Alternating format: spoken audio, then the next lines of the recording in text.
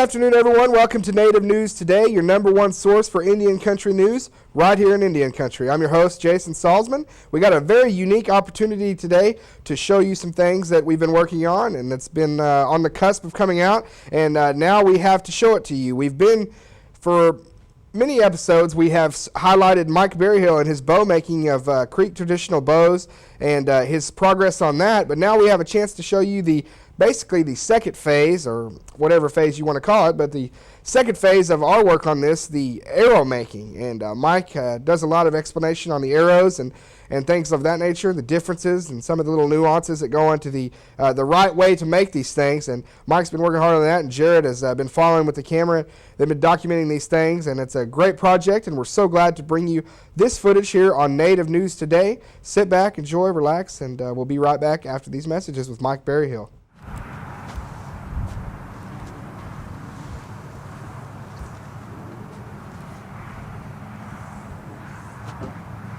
Okay, what I'm examining is for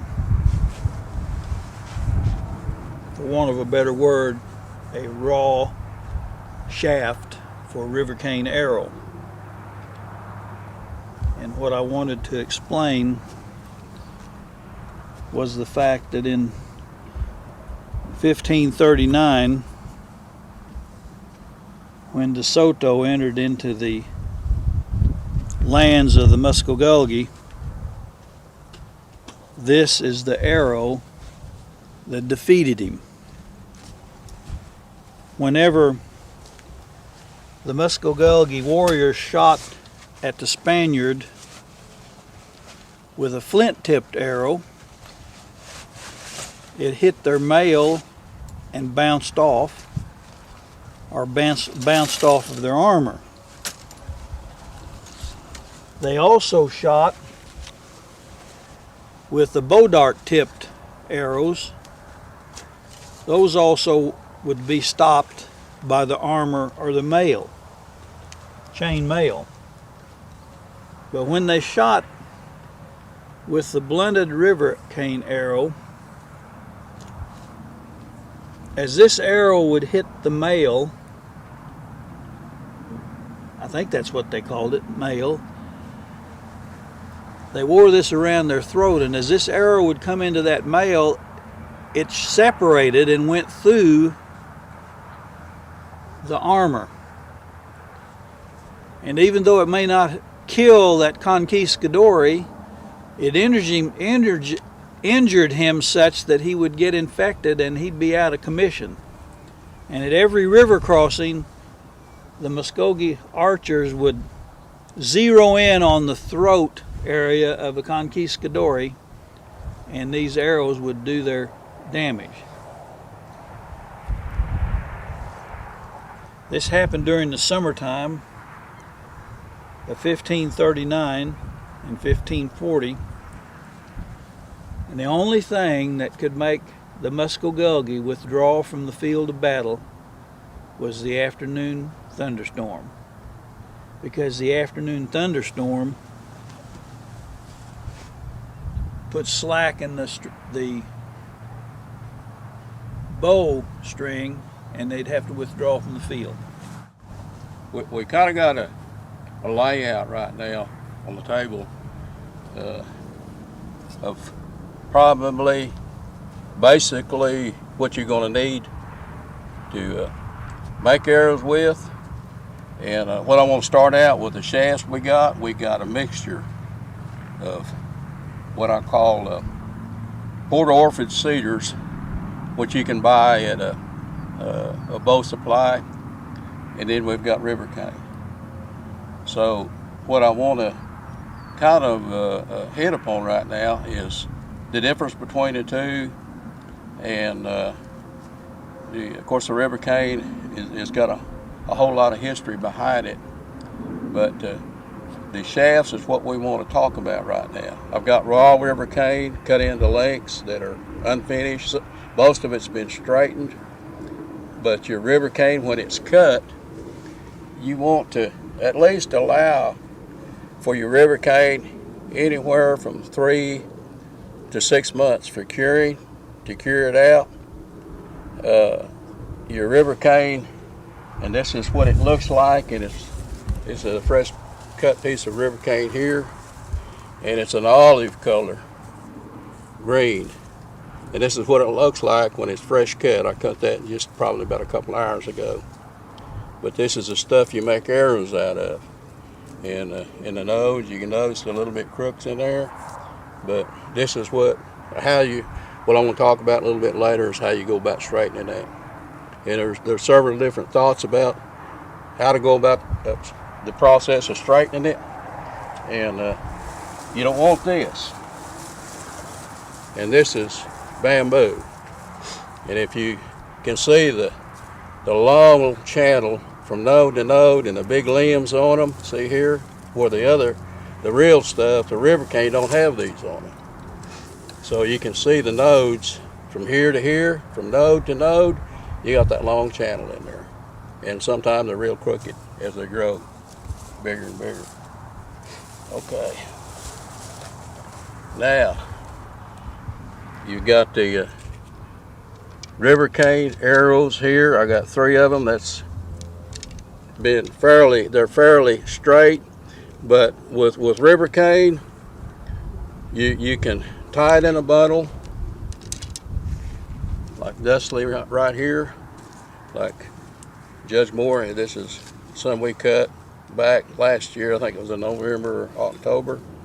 And you can wrap them and leave them in a bundle till they're ready. And this looks like this is about ready to make arrows out of.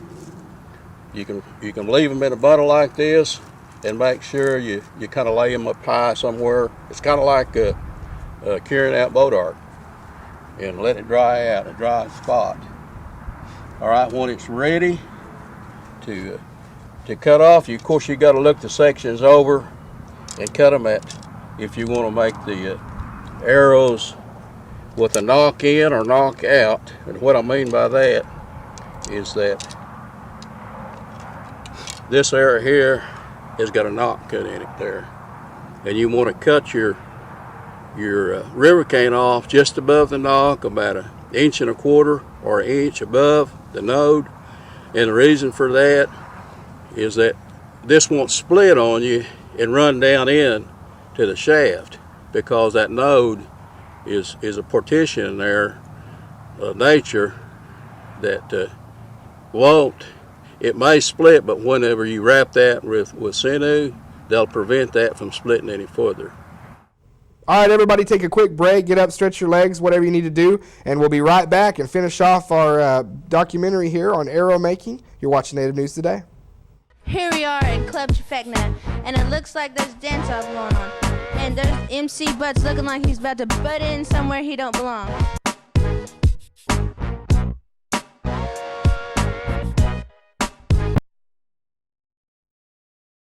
It looks like MC Butts just got beat down, and I knew there was something smelly about this dance-off competition, and it was MC Butts. Now Club Trifecta is a great place to be healthy and get your groove on. But that's cut right into the river cane. Or you can put these self knocks in them like this, and that there is a little bit more in detail on that. And these are called self knocks, and what you do with them is you cut your river cane off below the node, and it got a little hole in it. Here's one here. Yeah, that's you can probably see a little bit of that, or you might see it on this end, right there. And you take a rat tail file and clean that hole out, and then you go ahead and make your knocks. And this is what I make my knocks out of right here. Self knocks are made out of boat arc like this, and you have to cut them. Like I said, 1.25 inches long, and you can probably split this down again and make 2 sections out of it, and it has to be shaped to fit that hole, and it's more or less just carved out until you can insert that in that hole and cut your knock in it like that, and then you've got what they call a self knock. And also you got a foreshaft. Now, Mike, is there anything about the bow dart when you cut the self knock that, or does it just does it not matter? Or it does matter. I mean, grain wise. It does matter on the grain. Okay, here's on this end where you can see. You want to cut your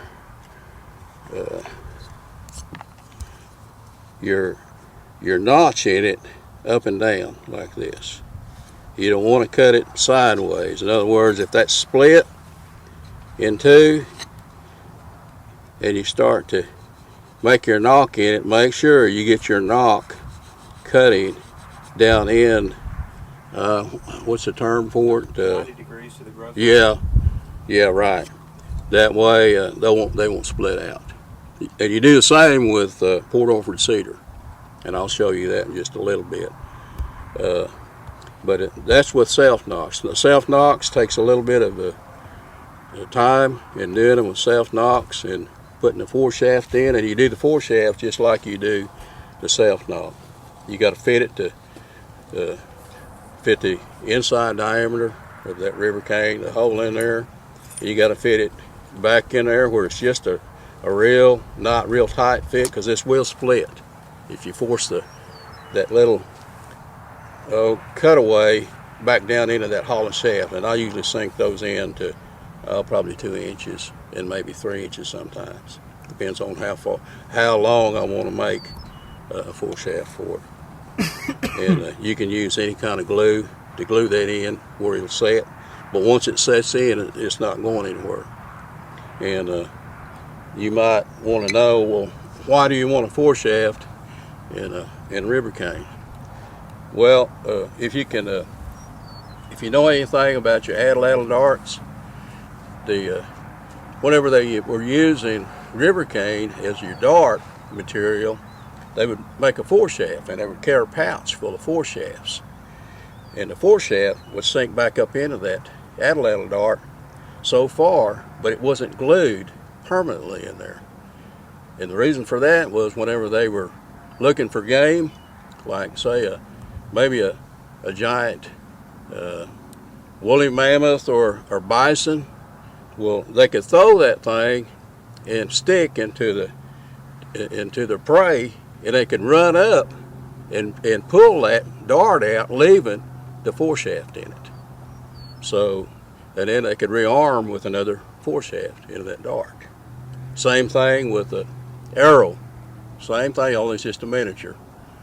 And probably back nowadays I glue them in, but back then they could probably retrieve the arrow and stick another foreshaft in there and be ready to go. Because arrows take a little while to make, and I suppose it took them a while to make back probably 300, 400, 500 years ago. So you sort of protected your arrows. So that was a good way of retrieving these, instead of a whole piece being, if it stuck in and hit a bone, you would more than likely break that arrow trying to pull it out. So you could leave that foreshaft in there just like the dart, atlatl dart, and rearm it again. So I think that was a pretty smart thing for them people to think about back then, when it was meant their survival and how many arrows they had. Okay, now getting back to the river cane again, the straightening of it, when it's curing out, there's two ways. You can leave it in the bundle and wait and straighten the river cane out after it's been cured out, or you can straighten it as the cane cures out slowly. And all you do is take if you got a dozen shafts cut to length, take them probably once a week and look at them, and you can bend river cane real easily when it's green, and you can just straighten them all along. And when you get to the point where they're cured out, they're already straightened. If you straighten them, say, once a week, check them once a week, and that way you won't have to worry about doing that this way. So there's two ways of doing that, before and after. It takes a little longer time, but you can sort through your river cane. You can get and it's good to select. It's just like cutting Bodark. You look and pick your Bodark to cut. You know, some Bodark you stay away from, and that's just like river cane, the same way. You don't go out there just cutting river cane just because it looks like it might make an arrow. You kind of got to select diameter and whatever purpose you want to use it for. And most of the river cane I'll go for today is about anywhere from a 5/16, maybe a little bit less, because this thing is extremely strong. They got what they call a term called spine, and that's the stiffness of the arrow. And what I mean by that, talk a little bit about these Port Orfords. These here are pre-done at a factory, and you can order this stuff up from 5/16 to 23/64. Middle size is 11/32, and you can get the spine strength of an arrow in anywhere from say 30, 35, 40 on upwards to 65 pounds.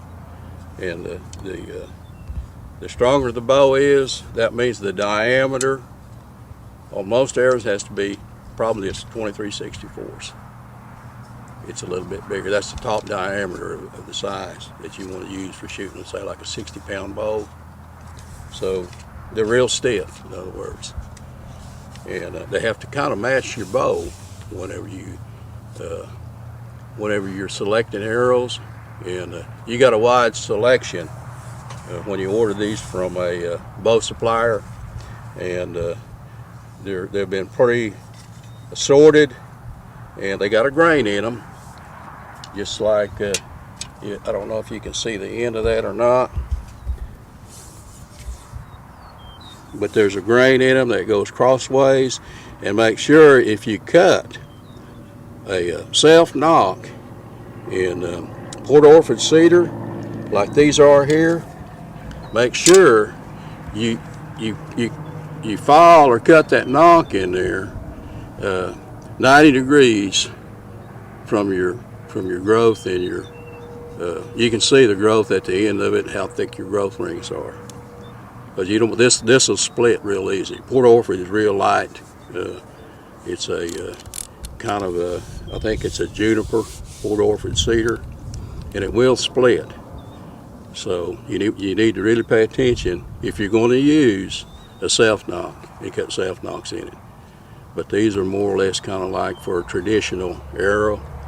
And if you want to make it look traditional, but if you don't want to go that route, you can also buy the plastic nocks that fit on the end of them. And you can buy them in all kinds of colors for that.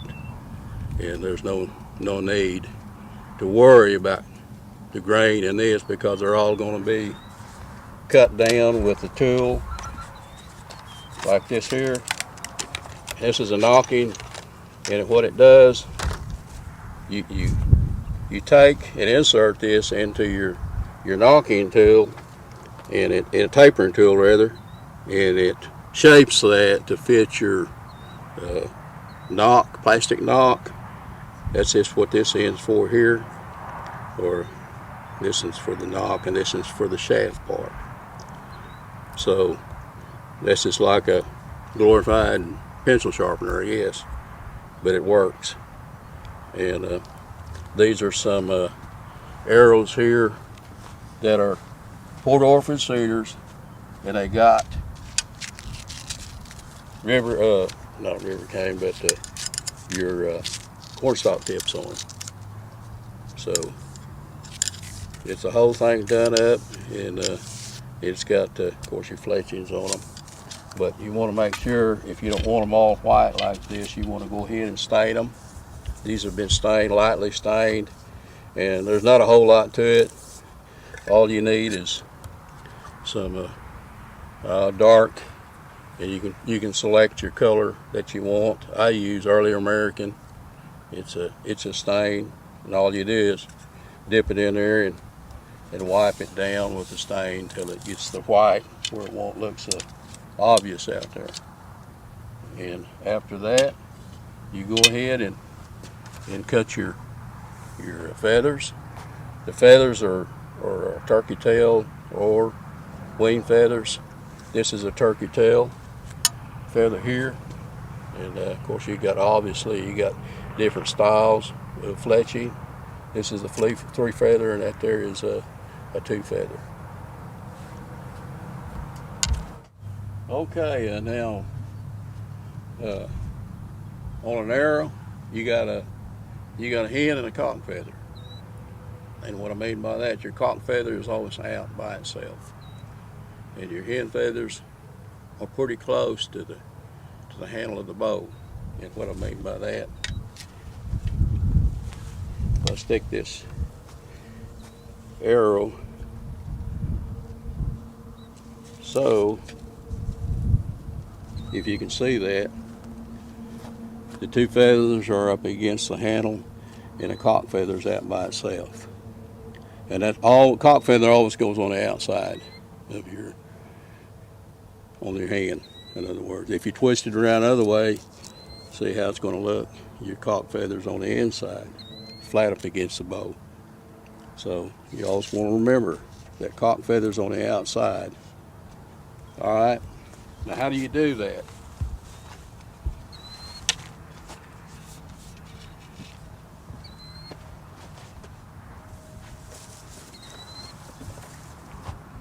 Now, this is a modern fletching. We call it a fletching jig. And what you wound up doing, this thing's got 3 positions on it. And it's got a cock position, which is that raised area right there. And this is how, I'll stick one in here and let you see.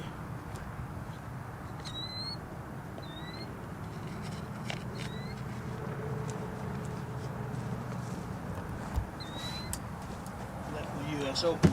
No, that's good for me. Yeah, took my US Open chair out of the truck this the other day.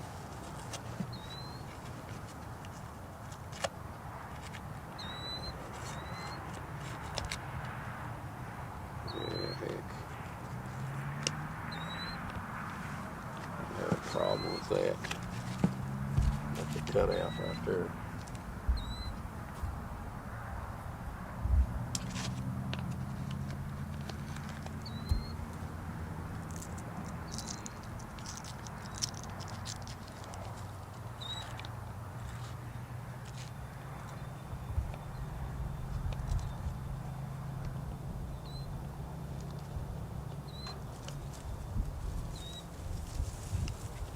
Okay, if that shaft didn't have any feathers at all on it, and you were placing this feather in here to glue to your shaft, it would be placed in there,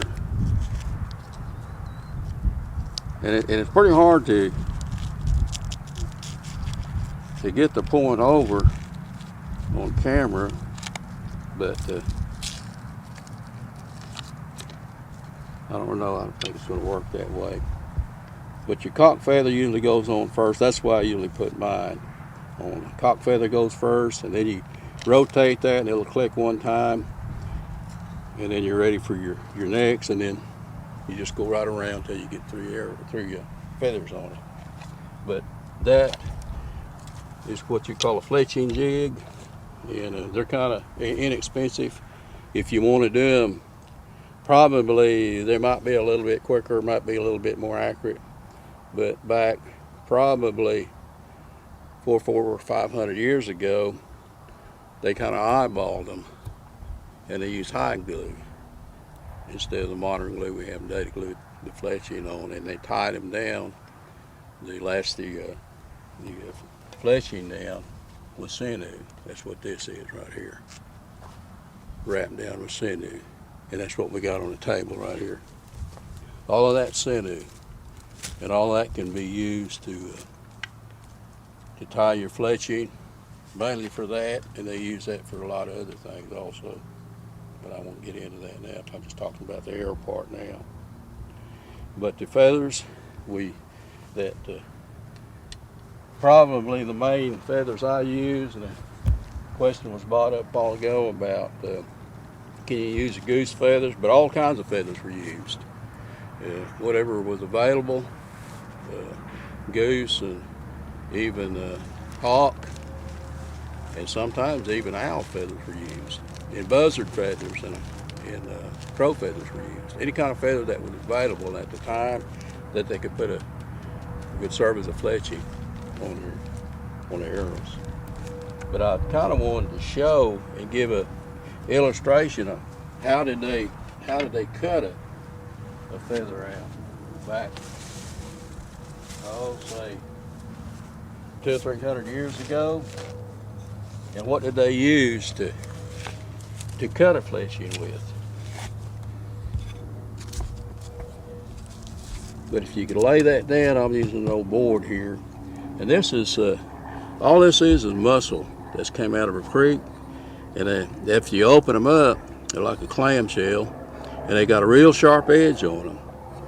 But let me show you one thing first about splitting this thing. I'm kind of getting strung out on this.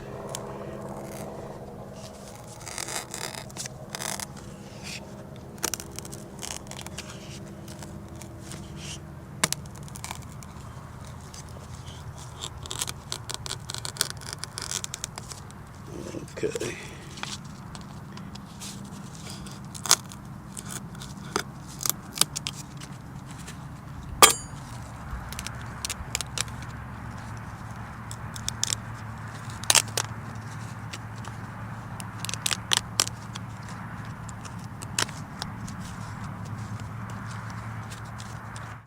All right, once again, that's going to wrap us up for Native News Today here. We want to thank everybody for watching, taking time out of your busy Saturday to sit down with us for 30 minutes and find out what Indians are doing right here in Green Country. We want to thank Mike Berryhill and Judge Moore for allowing us to be in on this great event that's going on, this arrow making, and we want to thank Mike for letting us continue to see his art and keeping that alive with Native American people right here in Creek Country. I want to thank Jared Moore also for documenting that and doing a wonderful job with that. We're going to be right back here next week, same time, same place. Want to see you again with Native News Today. We'll see y'all next week.